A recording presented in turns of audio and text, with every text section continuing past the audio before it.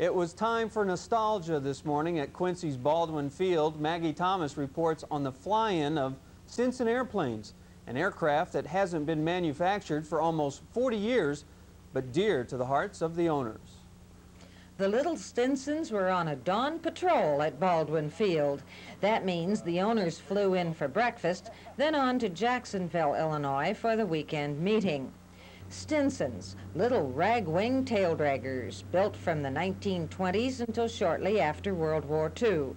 The owners of these antiques... Planes are old and there aren't too many of them left anymore, and so there's a camaraderie and a sense of fellowship that we all own the same kind of airplane in various states of condition.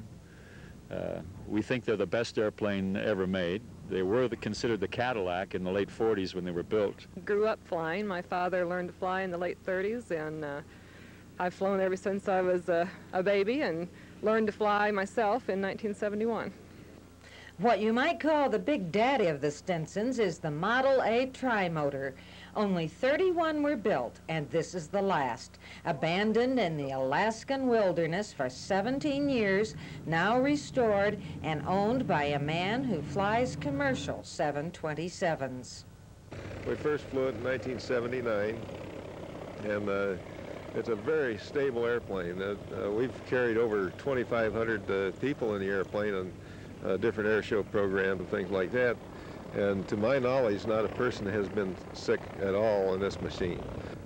So, a Stinson fly-in. What do they do? Well, they fly, and there's a lot of talk, primarily about where to find parts for this endangered species. Everything's quiet now. The planes have all taken off to go to Jacksonville for the rest of their fly-in.